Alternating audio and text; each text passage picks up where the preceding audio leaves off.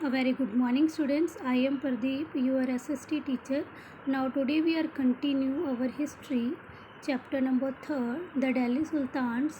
Students इसके हमने page number 30 से लेकर 36 तक प्रीवियस वीडियोस जो हमारी इसी चैप्टर की वीडियो पार्ट नंबर 1 और पार्ट नंबर 2 है उसमें डिस्कस कर लिए थे.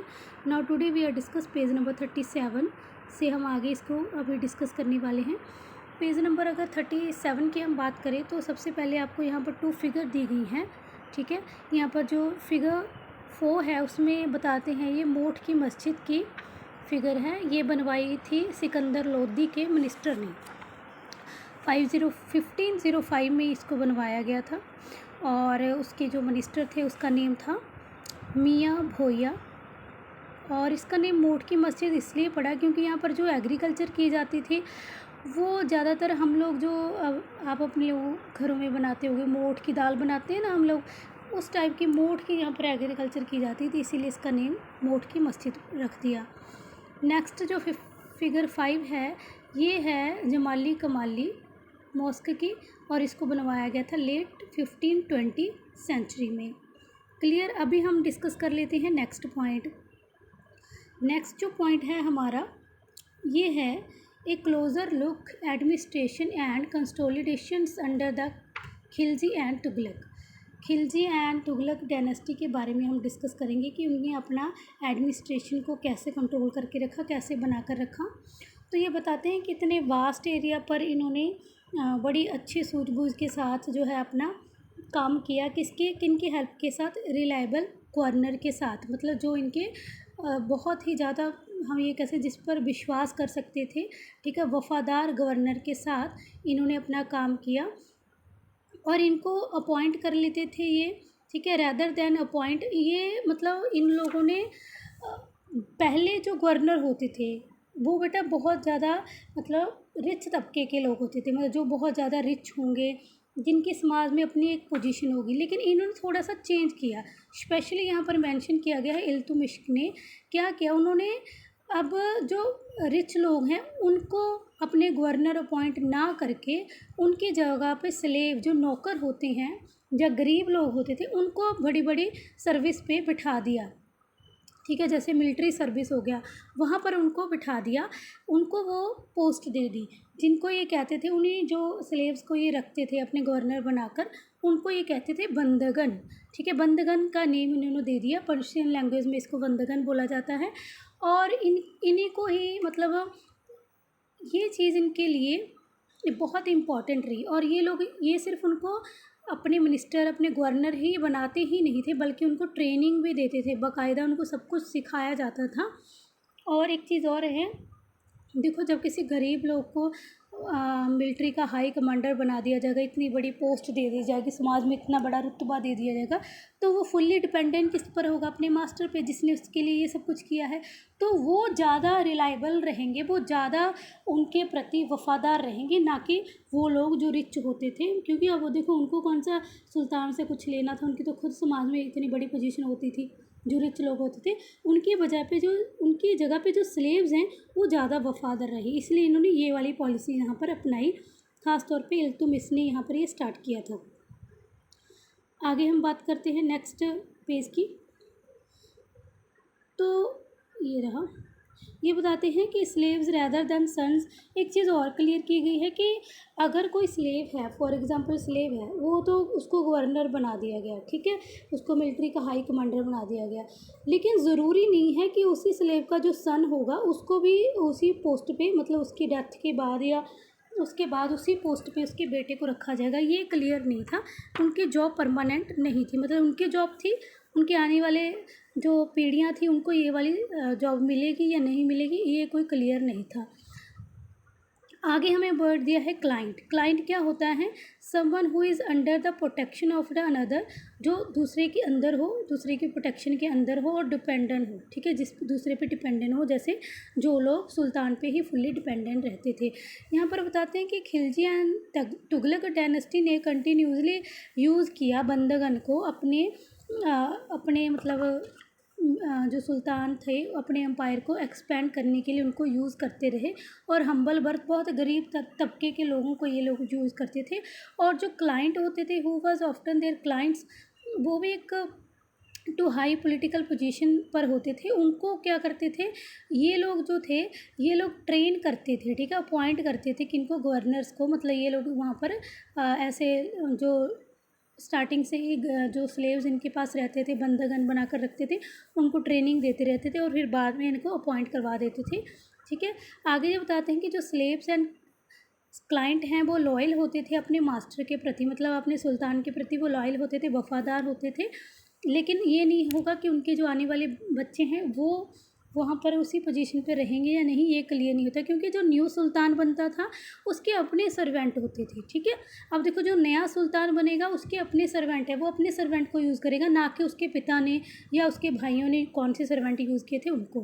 क्लियर। तो इस तरीके से हमें जो न्यू मोनार्च होता था, जो नया सुल्तान बनता था, नया अम्पायर बनता था, उसमें काफ़ी सारे कन्फ्लिक्ट देखने को मिल रहे हैं। मतलब उनके बीच में भी काफ़ी सारे कन्फ्लिक्ट होते थे नए और पुराने को लेकर। इस तरीके से जो लोग हैं दिल्ली सुल्तान के, वो काफ़ी सारी इन चीज़ों को फेस करते रहते थे। और एक चीज़ और है कि हमें इस सब चीज़ों के बारे में कहाँ से इन्फॉर्मेशन मिलती है, हमें वही तवारीख जो लिखी हुई मिली है दिल्ली सुल्तान के बारे में, वहाँ से पता चलता है। वो बताते हैं कि लो एंड बेस बोर्न, बहुत ही गरीब लोगों को भी ये लोग जो है अपने गवर्नर अपॉइंट कर देते। इतनी बड़ी हाई पोजीशन बहुत छोटे लोगों को ये दे देते थे, ऐसा तवारीख में लिखा हुआ मिला है। और ये लोग इस चीज़ को क्रिटिसाइज़ करते हैं, मतलब ये लोग जो जिन्होंने हिस्ट्री राइट की है वो लोग इस चीज़ को अच्छा नहीं समझते थे। क्यों अच्छा नहीं समझते थे, हमने पीछे पढ़ा कि ये जो लोग हिस्ट्री, तारीख या तवारीख लिखते थे, ये लोग काफ़ी समाज में काफ़ी ऊंची पोजीशन रखते थे, बड़ी बड़ी सिटीज़ में रहते थे, इनको रिवार्ड्स मिलता था। अब जब इन लोगों की जगह पे उन्होंने लोअर कास्ट लोगों को, मतलब गरीब लोगों को यहाँ पर रखना शुरू कर दिया, तो इनकी पोजीशन तो जाती रही, इन्होंने तो क्रिटिसाइज़ उनको करना ही है। नेक्स्ट ये बताते हैं officer of sultan Mohammad Tughlaq. अभी थोड़े से हमें ऑफिसर के बारे में बताया गया कि सुल्तान मोहम्मद ने कैसे ऑफिसर को अपॉइंट किया था। ये बताते हैं कि जैसे अजीज़ कुमार को इन्होंने अपॉइंट किया था, जो क्या करता था, वाइन, मतलब वाइन को सेल करता था। आगे ये बताते हैं फ़िरोज़ को, जो कि एक बार्बर का काम करता था। मनका जो था एक कुक था। मतलब ऐसे लोगों को ये लोग हाई पोजीशन पे देते थे, इस पोजीशन पर बिठा देते थे। इसके बारे में जियाउद्दीन बरानी जो हैं वो बताते हैं कि जो मिड 14 सेंचुरी है, ठीक है, उसके मिड 14 सेंचुरी के ये क्रॉनिकल हुए हैं जियाउद्दीन बुरानी। और ये बताते हैं कि ये लोग जो हैं अपनी मतलब हाई रैंक पर ये लोग स्लेव्स को बिठा देते थे, क्योंकि इनको ये कहते हैं कि इनको पॉलिटिकल जजमेंट करनी नहीं आती थी। मतलब इनकैपेबल रूलर थे, मतलब इनमें कैपेसिटी नहीं थी कि ये हायर लोगों को अपने गवर्नर बना सके। इन लोगों ने इस तरीके से इन लोगों को जो है क्रिटिसाइज़ किया है, क्योंकि इनकी पोजीशन जाती रही इस चक्कर में।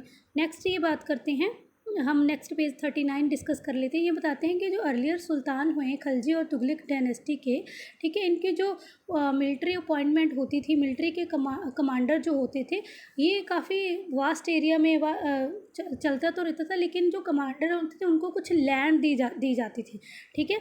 मिलिट्री कमांडर को कुछ लैंड दी जाती थी, ठीक है, जिसका साइज़ डिफरेंट होता था, और इसी लैंड को बोला गया है इक्ता, ठीक है। लैंड को क्या बोला गया है, लैंड को बोला गया है इक्ता। क्लियर। तो वो जो लैंड को होल्ड करते थे, मतलब जो उस लैंड को होल्ड करते थे, उसको बोला गया इक्तादार या मुक्ति। क्लियर करना बेटा, लैंड को बोला गया है इक्ता, और जो लैंड होल्डर थे उसको बोला है गया है इक्तादार या फिर मुक्ति। और ये जो मुक्ति होती थी, इनकी ड्यूटी होती थी कि ये वहाँ पर मिलिट्री कैंपेन चलाएं और वहाँ पर लॉ एंड ऑर्डर को जो है मेंटेन करके रखें अपनी एकता पे, अपनी लैंड पे। और ये लोग एक्सचेंज कर लेते थे इनकी मिलिट्री सर्विस को। और मुक्ति जो थे वो कलेक्ट करते थे रिवेन्यू।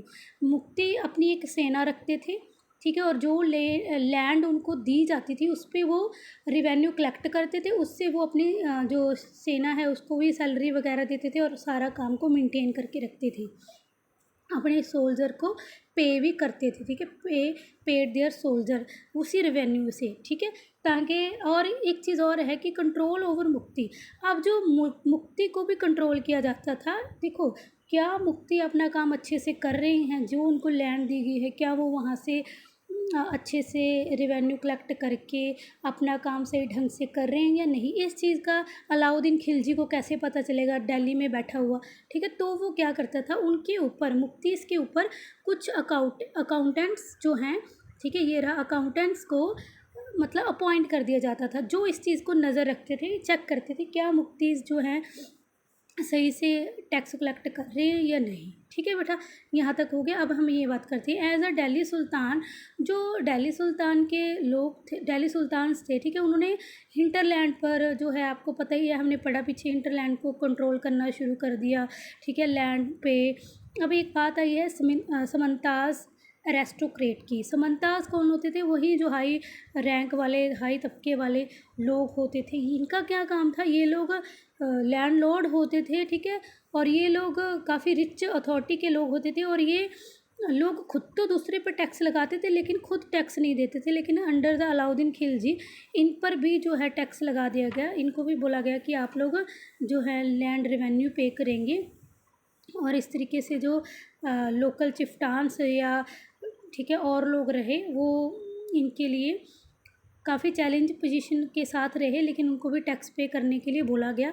और जो सुल्तान ने अपना एडमिनिस्ट्रेशन चलाया, उसमें भी काफ़ी सारा मतलब काम ये लोग करते रहे। लेकिन एक चीज़ और बताई गई है कि ये चिफ्टान जो या लैंडलॉर्ड जो लोग होते थे, ये रेवेन्यू कलेक्ट तो करते थे, लेकिन ये लोग 3 टाइप का टैक्स यहाँ पर बात कर रहे हैं, 3 टाइप की टैक्स की बात कर रहे हैं। फर्स्ट जो टैक्स लगता था, ठीक है, जिसको बोला जाता है खराज। खराज क्या होता है, जो 50% टैक्स पे करेगा पीजेंट प्रोड्यूस पे, ठीक है, 50% टैक्स को पे करना होता है पीजेंट को, प्रोड्यूस जो भी वो कर रहा है उस पर। और सेकंड टाइप का टैक्स जो कैटल पे लगता है, थर्ड टाइप का टैक्स जो हाउसेस पे लगता है। आगे हम बात करते हैं, इट इज़ इम्पॉर्टेंट, यहाँ पर इम्पॉर्टेंट चीज़ ये बताई गई है कि इतने लार्ज सब कॉन्टीनेंट पे, ठीक है, दिल्ली से बैठ के कंट्रोल करना सुल्तान के लिए बहुत डिफ़िकल्ट रहा हुआ। इसके लिए वो क्या करते थे, जैसे दिल्ली से बैठ के बंगाल में रूल करना काफ़ी सारी मतलब चैलेंजिंग पोजीशन यहाँ पर रहेगी होगी, यहाँ पर गंगा प्लेन तक, ठीक है। लेकिन यहाँ पर ये रहता था कि जब भी ये लोग जैसे बंगाल के किसी रीजन को इन्होंने कंट्रोल कर लिया, तो जब वहाँ से इनकी सेना वापस आती थी तो वहाँ के लोग फिर अपने आप को इंडिपेंडेंट बना लेते थे। वहाँ का जो भी, ठीक है, चिफ्टान रहा होगा या लैंडलॉर्ड रहा होगा, वो अपने आप को इंडिपेंडेंट बना लेता था। मतलब जैसे ही ये वापस आते थे तो ये चीज़ें चलती रही, साथ साथ में ये लोग इस चीज़ को फेस करते रहे। आगे हम पेज नंबर 40 डिस्कस कर लेते हैं बेटा। तो यहाँ पर बताते हैं कि सुल्तान जो है वो ऐसी चीज़ों को फेस जो है वो करता रहा, ठीक है। और जो लोकल चिफ्टान्स थे वो अपना, और वही बात यहाँ पर बता रहे हैं कि वो अपने आप को इंडिपेंडेंट बना लेते जैसे ही आते थे। और अलाउद्दीन खिलजी और मोहम्मद बिन तुगलक ने काफ़ी सारा कंट्रोल यहाँ पर बना कर रखा, ठीक है। बट कंट्रोल बनता भी था तो कब, शॉर्ट टाइम के लिए, किन इलाकों पे जो दिल्ली सल्तनत से बहुत दूर, जैसे बंगाल का एरिया, सदर्न एरिया वैसे, ठीक है। आगे ये बताते हैं कि जो चिफ्टान्स होते थे वो फोर्टिफिकेशन करके रखते थे। अभी यहाँ पर इब्न बतूता का जो 14वीं सेंचुरी का एक ट्रैवलर रहा है, मोरक्को से आया था, अफ्रीका से, उसने बताया कि जो चिफ्टान्स होते थे ना, चिफ्टान्स वही लोग जो लैंडलॉर्ड, बड़े तबके के लोग होते थे, जो अपने आप को रेवेन्यू कलेक्ट करते थे उस एरिया के, अपने आप को मतलब सब कुछ समझते थे। यहाँ पर ये होता है कि फोर्टिफाइड करके रहते थे माउंटेन एरिया, रॉकी माउंटेन पर ये लोग बड़े बड़े बैम्बू के घर वगैरह बनाकर, ठीक है, बैम्बू इज़ अ नॉट होलो, एक बड़े से बैम्बू बना कर ये लोग रहते थे। और इनको जब भी कोई आता था कंट्रोल करने के लिए तो ये लोग हाथ में नहीं आते थे, छुप जाते थे। ऐसी चीज़ें यहाँ पर ये बताई गई हैं, आप इसको पढ़ लेना। ये लोग वहीं पे अपना कैटल भी रखते थे, पानी की सुविधा भी इनको वहीं पे मिल जाती थी, पूरा ये अपना एरिया को कवर करके रखते, और पावरफुल आर्मी वगैरह भी रखते थे, ठीक है, क्लियर।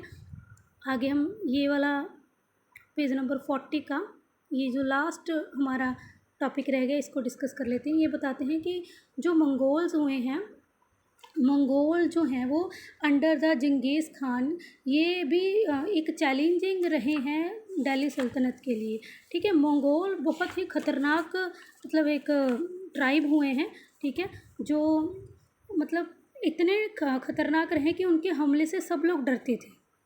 ठीक है, ये ट्रांसजोनिया से आए थे, ट्रांस एक्सोजोनिया से ये थे, नॉर्थ ईस्ट ईरान से 1219 में।